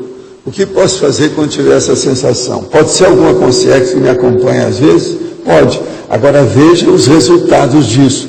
Quais as ideias boas que podem ocorrer na sua cabeça. Por que isso está ocorrendo? Tem que ver o conteúdo da mensagem. Ouça a tertúlia na minha hora do almoço no meu comércio. Que postura adotar durante a mega euforização para que eu e minha bebê nos beneficiemos dessas energias, uma vez que estou no trabalho? Canalize as suas energias para o processo, isso sempre ajuda, é o que a turma tem feito aí, às vezes dá resultado. E a sua menina é fora de série. Minhas recomendações para ela, a Beatriz. A Beatriz é pequenininha, agora ela ficava olhando para mim assim, começava a rir, desde que me viu. Então você, a paixão à primeira vista, amor à primeira vista, pequenininha, a Beatriz. Estive na casa de um amigo durante a tertúlia de ontem e a sincronicidade da conversa com o tema me chamou a atenção. Ele me relatou fenômeno digno de pesquisa. Sua presença trava toda a tecnologia próxima a ele, como se fosse mega irreconciliado com a tecnologia. Já parou o sistema da agência em que apenas digitou o número da sua conta na máquina automática. Seu computador está queimado. Quando vai a uma loja especializada em digitação, a impressão trava tudo. Várias vezes se afasta de pessoas que estão com problema no celular e aí funcionam. Ele sempre me falou de sua dificuldade com o computador, mas nunca tinha me falado que acontecia isso. Se o senhor tem algum comentário que possa estar acontecendo com ele, ele é um ectoplasta. Precisa examinar isso e está assediado. Está na cara. Isso aí é aquele problema da recomendação da pessoa ver os acidentes de percurso. Isso é perigoso. Tem que tomar atitude em matéria de energia. Estou com a cabeça fria. E este estado tem sido frequente depois que iniciei os estudos na Conscienciologia. Sou tenepsista desde março desse ano. Mas essa última semana, uma dor de cabeça contínua tem me acometido diariamente. Não tem nem tirado um cochilo, a coisa melhora. Apenas quando trabalha energia que essa dorzinha enjoada passa um pouco, mas volta depois de algum tempo. A pergunta que lhe faço é, se o processo de abertura chakral corono-frontal pode causar tamanho desconforto, pode o amparador estar deixando em minha psicosfera alguma consciência para tratamento? Não. Você tem que examinar que tem algum processo físico na sua cabeça, está na cara. Faz um exame, um check-up para valer. O processo seu da TENEPS está mostrando o diagnóstico da situação. Alguma coisa na cabeça. Estou assistindo a tertúlia todos os dias há um mês, e mesmo em alguns momentos não entender quase nada, insisto em assistir até o final. Penso que todas as informações que recebo vêm para a minha essência. Moro nos Estados Unidos e o fato da tertúlia ser antes da hora, eu já respondi isso aqui. Essa é a terceira vez que vem. É a mesma pessoa. Eu tenho um outro aqui, o número 1 foi o mesmo. O 1 e o 21 são o mesmo. Agora, ó, o caso todo é o seguinte, mexa no estado vibracional, no seu caso. Essa é a terceira que vem aqui. O ato de cantar pode ser considerado uma exteriorização de energias, não há dúvida. E às vezes também a exteriorização de super decibéis. Caso positivo, as energias sairiam mais pela boca? Poderia aprofundar? Não, o processo todo pode ser pela boca, o laringo chakra. Às vezes tem a voz ou o laringo chakra. É o meu caso com a barba e laringo chakra. Ontem aconteceu um fato aqui em Curitiba. Devido a uma buzinada, um homem desceu do carro com uma barra de ferro e começou a bater na cabeça do outro. A repercussão foi nacional. Não sei se vocês viram. Eu não vi. Alguém viu? Foi? Porque no trânsito a cabeça é mais quente do que fria. E às vezes ela esquenta de uma hora para outra, né? Com barra de ferro não é fácil. Né? Terrível isso aí. Agora, Curitiba tem umas coisas assim esquisitas, né? Atualmente o negócio lá está meio pouco bravo. A cidade cresceu muito. Ainda sobre o Wikipedia, já desisti há muito tempo de colaborar com artigo na área da conscienciologia. No idioma espanhol, por exemplo, é praticamente impossível desenvolver algo em função do bitolamento e ignorância do pessoal que atualmente colabora nesse idioma por lá. O artigo Projeciologia e Conscienciologia foram simplesmente apagados várias vezes e não tinha argumento que satisfizesse os colaboradores. A Wikipedia, a máfia já entrou para tomar conta. Sei que tenho comprovadamente um amparador familiar há muito tempo. Como conseguir estabelecer e ampliar conscientemente uma comunicação sadia e de instrução interdimensional com o mesmo? No último ano, desenvolvi, através de muitas tentativas, a prática efetiva do estado vibracional. O que mais devo fazer? Existe outros procedimentos técnicos? Não. É insistir com o processo que você chega lá. Agora, ó, eu queria falar com a minha equipe aí, técnica. Eu já estou cansado aqui de consertar há muito tempo, que vem o A sem o H e sem o acento agudo. Se é o povo que está errando, vocês devem consertar. Se é vocês que estão errados, vocês devem estudar. Alguém tem que mexer nisso. Eu já cansei. Eu já consertei até agora, possivelmente, umas 150 vezes. Conforme o dia, eu conserto isso 3 vezes. O verbo haver. Faz favor, quem é que está fazendo isso? Vamos dar umas aulas aí do verbo haver para essa turma. Chega! Que eu não quero guardar esse material com erros assim tão óbvios. Agora, já cansei. Pelo meu cálculo, são mais ou menos 150 nos últimos 6 meses. Sabe? Por aí. Bom, aqui no ar. Sim. Aqui de cá. Você podia falar sobre a pessoa de cabeça quente e a semi-possessão? Sim, o que tem? As relações daquela pessoa, a facilidade, tem maior facilidade. Não, a semi-possessão é a cabeça quente permanente. Se não aparece, é porque vocês não deixaram. Se deixar, a pessoa vai mostrar. A semi-possessão é contínua. A semi-possessão patológica, ela é mais frequente na pessoa que está sempre... Pois é. Que explode, coisa, que tem a cabeça aquela... quente é permanente, ela é contínua. Isso existe. Das coisas tem. É um fato. Entende?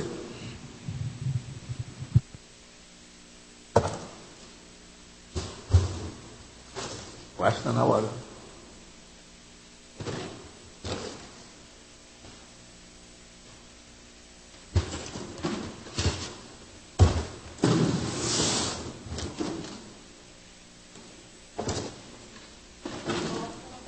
ligarem os celulares. Obrigada.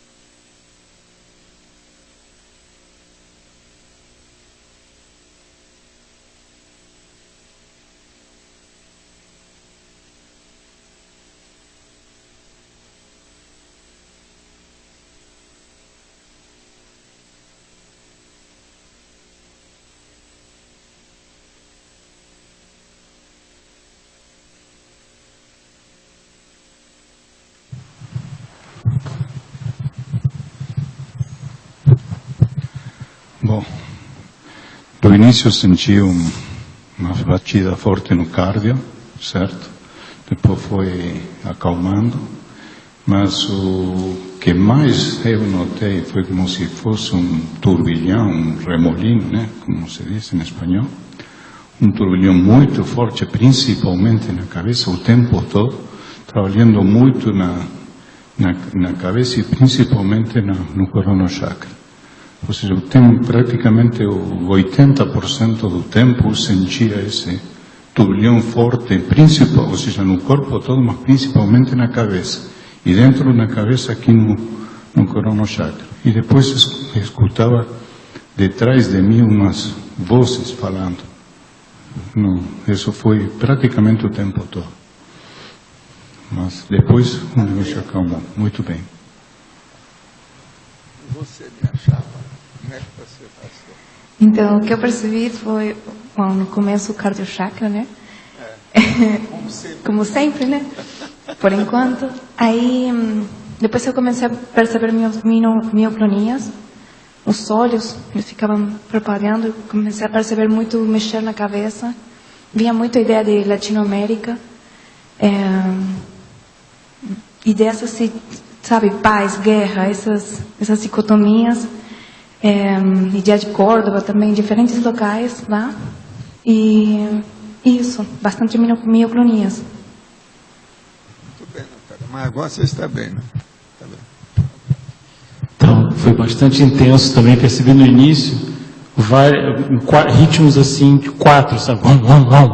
Bem no início, Aí depois aquilo foi amainando, aí ficou, aí de repente parece que não estava pensando em nada, aquilo expandiu assim na cabeça, uma tranquilidade interna grande, uma expansão grande, e acalmou assim, um assentamento grande. Mas não veio assim grandes ideias, coisas não, mas foi um assentamento repentino assim, em um determinado ponto. A única coisa que eu notei diferente hoje é que tinha um lugar como se fosse uma fábrica cheio de máquinas.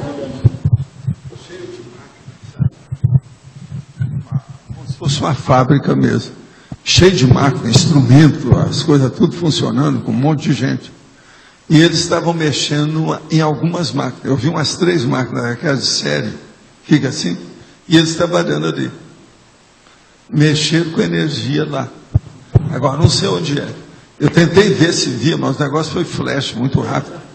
Intrafísico. Eles levaram energia para esse lugar. Eu não sei onde.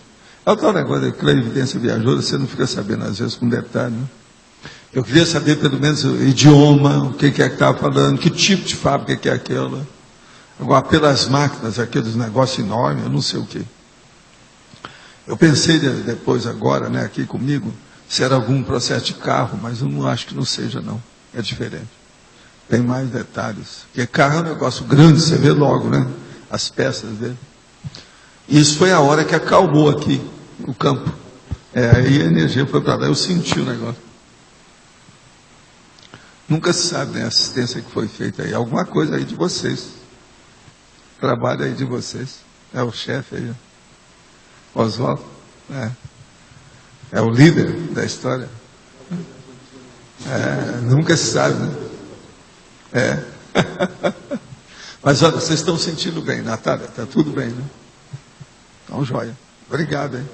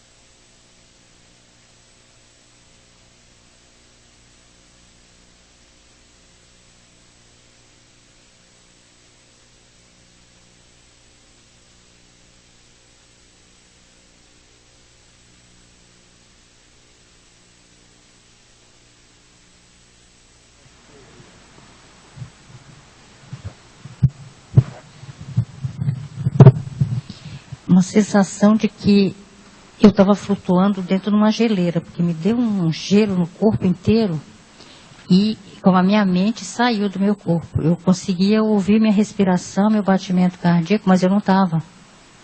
Uma relaxação muito grande. Eu flutuei aqui o tempo inteiro na cadeira. Estou ótima. Eu também estou bem. Parece que foi em tempos assim. Então havia exteriorização, depois dava uma parada, aí recomeçava, intensificava, parava. Foi umas 4 vezes assim, uma intensificação da energia, cabeça expandida, parece que aberta. Foi bem, muito bem. Bom, no momento que eu fui convidada para vir, eu já comecei a já entrei em EV, senti um banho de energia. E aqui me veio, eu vi a participação assim na assistência de muita consciex idosa, né, pessoa do Longévolos. Me veio a comunidade lá do Rio Grande do Sul, lá em Veranópolis, na mente, e também a questão dos povos andinos, das comunidades de longevidade que existe para o lado do Chile. E eu vi também muito gelo, né?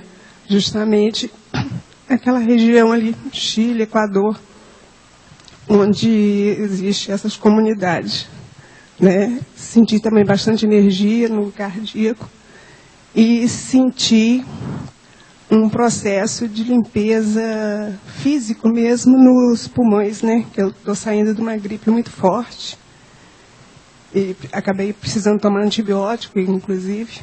Então senti um processo energético mesmo a nível dos pulmões e tudo. Você está sentindo bem agora? Muito bem, com certeza.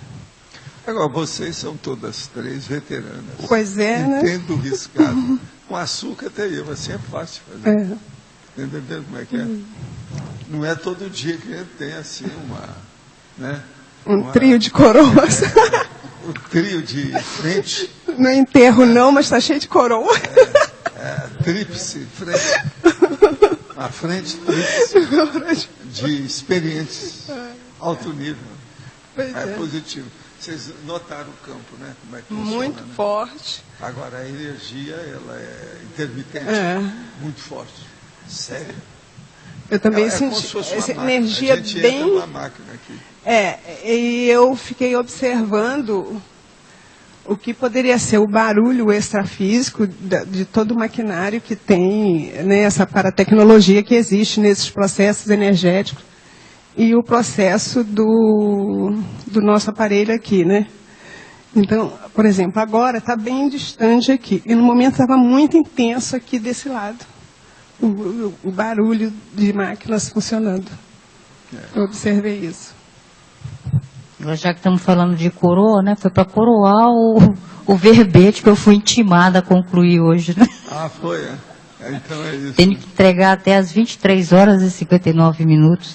O Leandro, eu falei com o Leandro para ele falar as verdades. Qualquer coisa deixar para mim, que eu entro na briga, sabe? Para defender os verbetógrafos. É o jeito. Se de pôr fogo nessa turma, não tem saída. Tá bem empurrar. Obrigado, viu, gente? Valeu.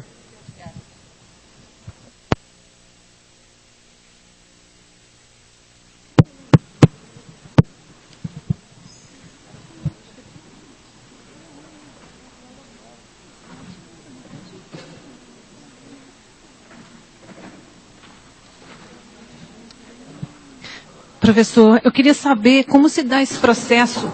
Às vezes o senhor fala assim, a energia hoje foi levada para fora. E às vezes o senhor fala, hoje tinha muita consciex. Aí, ou seja, às vezes fica cheio de consciex aqui e às vezes a energia é... Aí é o problema das 40 manobras. Isso de fora, por exemplo, quando vai, é o processo do direcionamento da energia. Às vezes a gente percebe isso tudo. Entende? Agora, o processo de ver o reforço, a condição do momento, o campo que foi instalado, isso tudo também são manobras de energia. Você percebe. Agora, uma coisa muito interessante é a fluência, a cadência, o ritmo, entende? Da alternância da energia. Aquilo, de vez em quando o negócio é muito forte e muda, muito mais forte, entendeu? Entendi. Então, existem determinadas manifestações mais fortes que outras. Agora, a gente vê isso o tempo todo. Agora, comigo, por exemplo, isso funciona tudo através do corpo e do processo holossomático. Eu noto as diferenças, como é que isso se manifesta, como é que aquilo aparece, até onde vai, de que modo que é. Agora, é simplesmente impressionante o processo extrafísico, né? Cada dos efeitos físicos. Todo campo desse é uma manifestação de efeito físico. Sempre tem.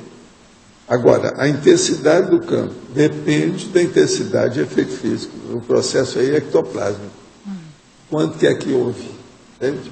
Entendi. Por exemplo, com as 3 aí, estava mais fácil de mexer. E também estava mais fácil que do processo seja o segundo campo do dia, né? Isso também já predispõe, que é um primeiro e um segundo. Isso ajuda. Tá certo, obrigada. Professor, aqui, no B. No A, desculpa. Queria entender se, por exemplo, outro dia você estava comentando que as pessoas que pensam muito, né, elas geram muitos problemas de saúde, muitas vezes em função de não parar de pensionizar e patopensionizar.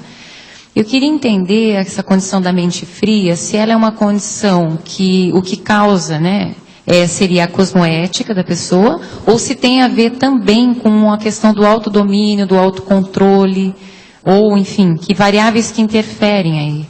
Olha, aí depende muito. O processo todo é a vontade e a intenção, né?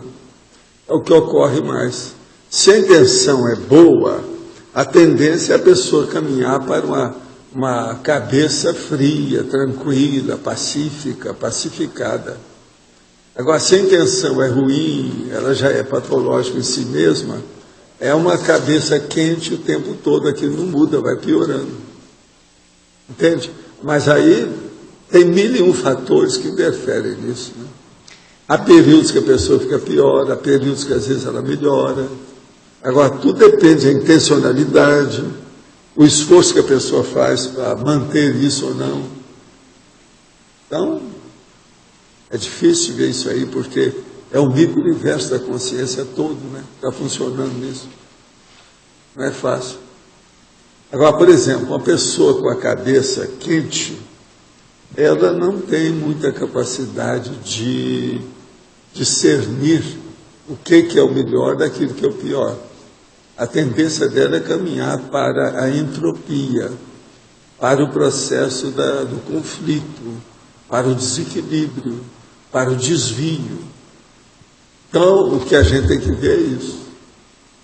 Uma pessoa dessa, por exemplo, o dia que ela tem alguma coisa que mexeu com ela, quase sempre emocionalmente, e ela se sente bem, aquilo é tão diferente que é outra, como se fosse outra vida para a pessoa. Ela não está habituada com aquilo. E tem gente que, às vezes, quando está com a cabeça quente o tempo todo, e um dia ela tem a cabeça fria, ela não reage bem a isso. Ela cria problema com o processo. Ela pode começar a chorar sem parar, entende? Entrar num processo de se isolar temporariamente. Tem uma série de condições nisso. Outra hora, ela pode ficar exaltada, então dá uma fase de excitabilidade. Então, tudo tem que ver com a pessoa mesmo.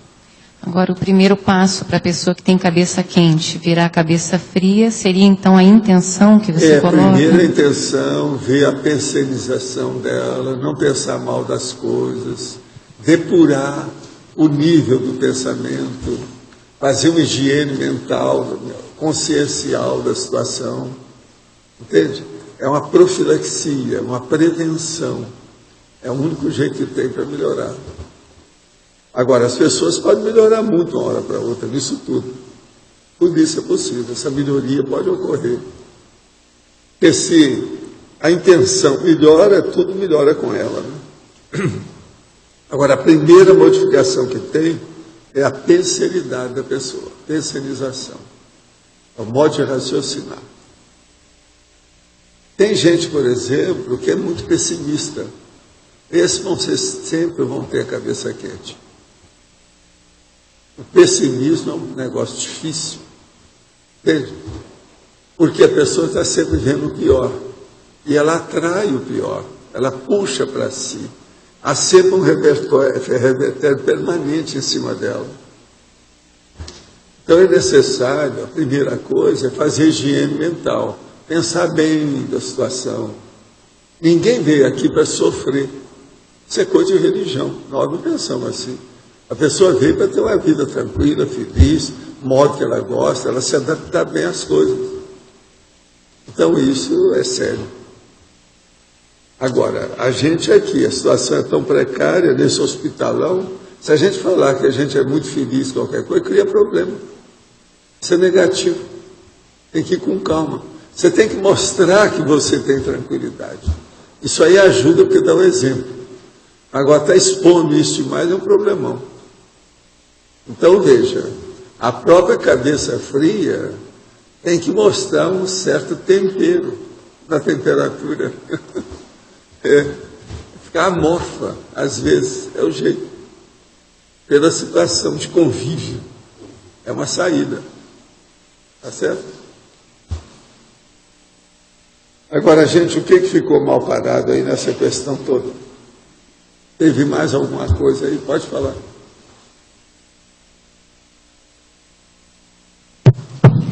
Eu queria saber qual que é a diferença entre fazer uma higiene mental, num sentido de, por exemplo, buscar um lazer e ver um filme, né, quando está muito assimilado e não consegue desassimilar, e a diferença entre fugir de uma situação e não enfrentar aquele desconforto.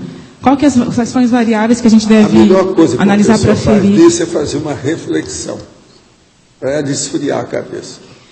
Mas essa reflexão, no momento desse período, vamos dizer assim, desse momento conturbado mesmo? O ideal era refletir sobre isso. Por exemplo, ela começa a pensar, o que quer dizer isso de cabeça fria? Ela definir isso para si. O que é cabeça fria? Isso eu tenho a cabeça fria, eu tenho a cabeça quente, eu tenho a cabeça morna. O que é que eu tenho? Eu entendi. Mas no momento maior que está uma pressão, vamos dizer assim, no momento que tem uma pressão maior, aí o ideal era contar até 100.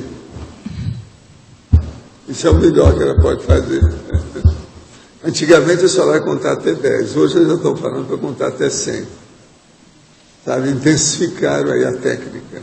Aí ficou mais sério. Pensa nisso. A imobilidade física virja, tranquilidade e tal, é por aí, é o jeito. Escuta, você não quer falar sobre o seu trabalho aqui agora? Fala aí, seria bom. Futuros escritores, quem quiser assistência, tá? É um trabalho profissional meu, é de personal book writer, quem quiser e estiver interessado. Então, eu vou estar trabalhando na forma, né, no conteúdo e na forma da feitura de um livro. Então, quem estiver interessado, só procurar por mim. Estou todos os dias aqui na Tertúlia. Vocês pensem bem, nós temos agora uma personal writer. Isso aí é o máximo. A coisa que a gente está, book writer, né? Profissional. Então, olha, ninguém pode reclamar que não vai fazer bons livros aqui. Nós já temos gente especializada fazendo uma assistência técnica. Isso não é para qualquer um. Olhem bem. Depois você devia deixar. Eu acho que seria bom. Uma hora eu estava com vontade de pensar isso aí com você, mas o Eduardo, de colocar um quadro de aviso lá fora, em algum lugar para a turma. Do jeito que tem, por exemplo, no Jornal de CE, que tem uma parte lá de profissional classificado, seria bom fazer um quadro aí. O povo um dia desse estava falando sobre uns assuntos que se tivesse um quadro teria melhorado o assunto. Mas um quadro bonitinho, bem feito, tá certo? Acessível, que não seja muito alto, mais baixo para o povo colocar, que a turma aí tudo é na base de 1,60, né? 1,65, por aí. Mas é uma boa, não é? Isso pode ajudar muito. A inter-relação fazer o social técnico, né? Vai ajudar o povo. Então, fazendo esse quadro, você coloca lá seu telefone, o que é que você faz, tal. Um resumo, rapidinho, sempre ajuda. Sabe por quê? Porque você tem que atingir aqueles que ainda não têm laptop. Então, se não tem laptop, eles não têm acesso tão bom no www. Tem que ser no quadro de aviso mesmo, você entendeu? Valdir, eu vou começar trabalhando exatamente isso, né? Material de pesquisa, livro, espaço físico, o campo de trabalho, fica muita dispersão. Eu tenho ajudado algumas pessoas, mas eu vejo que está tudo muito desorganizado. E a gente que já teve experiência pode ajudar um pouquinho mais, né? Porque a gente é obrigado a montar um sistema de trabalho para poder produzir. Então, fica aí, quem quiser procurar por mim, até os teletertulianos também durante as férias. A primeira coisa que vai acontecer é aquela pessoa que está procurando o cachorrinho que sumiu. Aí vocês vão poder ajudar, né?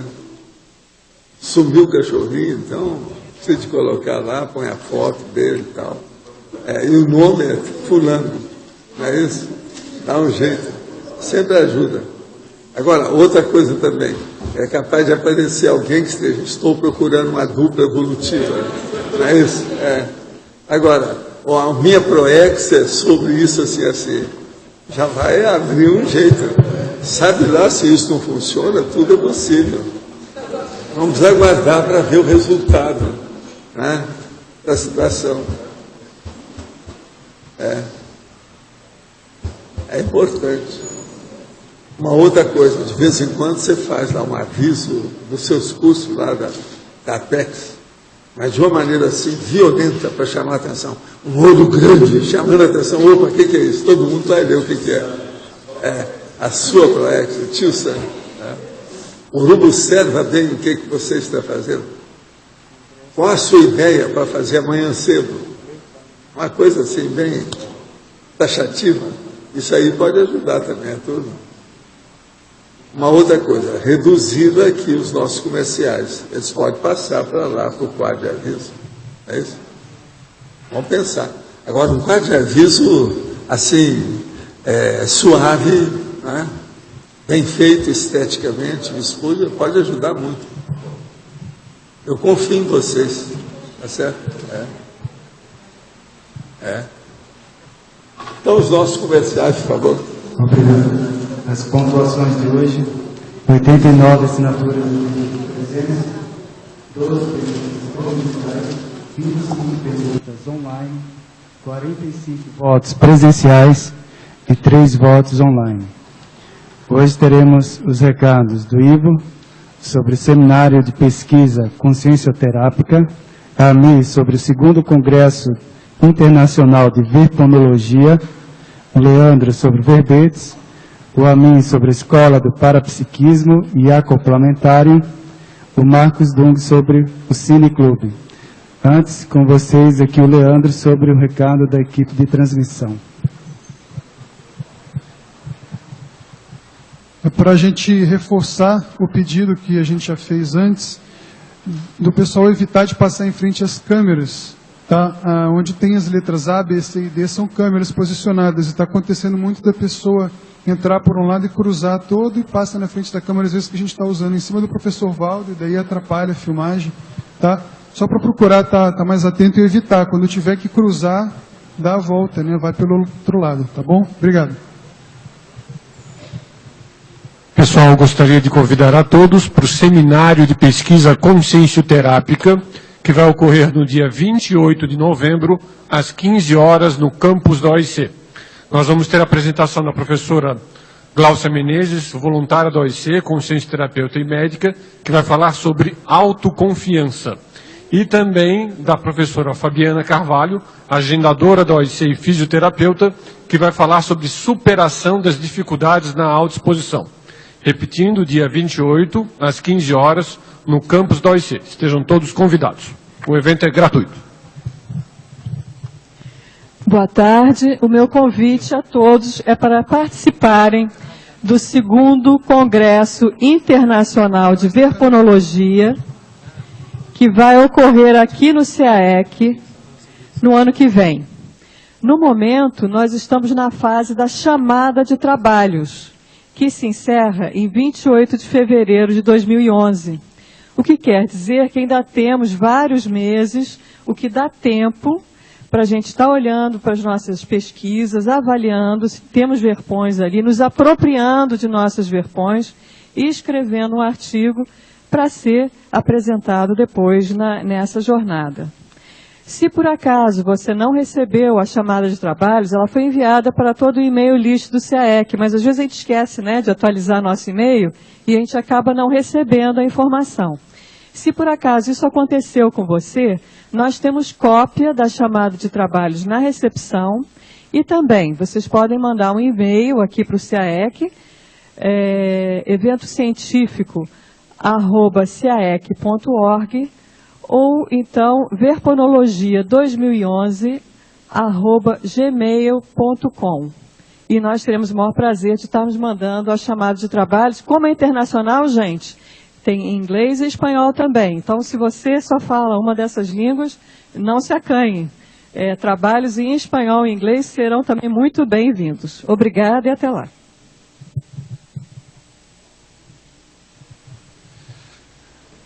Continuando aí as atualizações da nossa campanha Pró-Mental Soma de entrega dos verbetes até hoje às 11h59 da noite, no e-mail verbetes@caec.org, queria passar 3 pontos para vocês.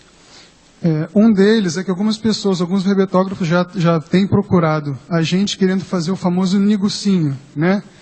Entregar o verbete de qualquer jeito como está para dizer que entregou.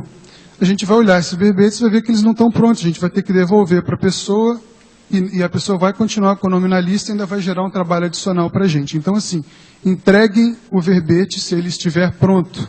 Se ele não estiver pronto, seu nome vai ficar na lista, se você não desistir do verbete, mas entregue ele pronto. Vai ser melhor para todo mundo assim. Tá? O segundo ponto é em relação a uma atualização em relação aos temas de pesquisa. Nós temos alguns autores que começam a trabalhar com o verbete, depois com o segundo, depois com o terceiro. A partir de agora, nós só vamos ter um verbete registrado em nome do autor, numa listagem, que vai ser a listagem que a gente vai utilizar para verificar se os temas estão disponíveis quando novos autores quiserem escrever. Tá? Então, quem tem mais de um tema, alguns autores, nós temos lá mais de um tema registrados conosco, a pessoa vai escolher um tema só para trabalhar. Isso não significa que nós vamos pegar os outros temas e sair divulgando quem quer escrever.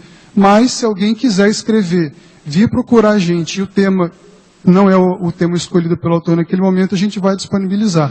O objetivo é que a gente tem hoje mais de 80 temas escolhidos, então está começando a haver duplicidade, tá? E isso leva a gente para o próximo ponto, que é o 3.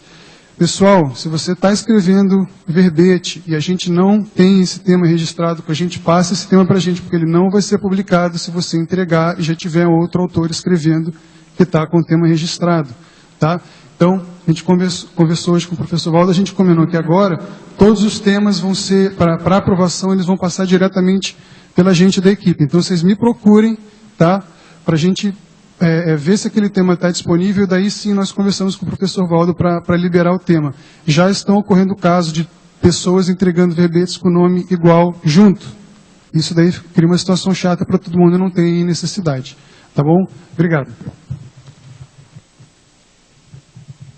Boa tarde. Nós vamos falar sobre a Escola do Parapsiquismo. Ela vai ter início em janeiro de 2011 e vai ter uma série de atividades. Entre elas vão ter eventos de 7 dias em janeiro, julho e dezembro. Nesses eventos de 7 dias vão ter campus com os EPICONs, 4 campos, entrevistas individuais de cada aluno com o EPICON e uma série de outras atividades energéticas visando o desenvolvimento do parapsiquismo. Entre esses módulos, de janeiro, julho e dezembro, vão ter uma série de atividades, como acoplamentário, dinâmicas, laboratórios e também aulas à distância e presenciais com uma série de temas. Por exemplo, vai ter uma aula sobre metodologia científica para estudo do parapsiquismo com os professores Hernande Leite e Eduardo Azevedo. Uma outra aula que vai ter labilidade parapsíquica com a professora Malu Balona. Uma outra, autodesassédio, com as professoras Kátia Aracaki e Juliana Carvalho. Então, quem quiser mais informações é só se dirigir à recepção ou pelo telefone 45 3525 2652 ou procurar qualquer participante aqui da equipe que está organizando a escola. Também nós queremos dar um outro recado, que é sobre o próximo acoplamentário, que vai acontecer nos dias 26 a 28 de novembro, no final desse mês. O tema vai ser pacificação íntima e os EPICONs vão ser os professores Félix Wong e Leonardo Firmato. Também mais informações pelo telefone 45 3525 2652. Obrigado. Gente, boa tarde. Só queria anunciar rapidinho aqui a sessão desse domingo, tá? A gente vai exibir o filme Premonições com a Sandra Bullock. Um filme de suspense, tá? Pode ficar tranquilo, terror, nada disso. A gente só não vai dar a sinopse porque é muito interessante assistir o filme sem saber nada dele previamente. O trailer pode assistir porque não tem nada demais. O trailer, assim como as informações, a ficha, tá tudo no blog, tá, gente? O blog é www.discernimento.org/cineclube. Domingo às 8h30 no auditório do Discernimento. Até sábado a gente comenta mais. Obrigado. Prejuízo sorrateiro é o verbete eleito para amanhã, a especialidade para patologia. Obrigado a todos e até amanhã.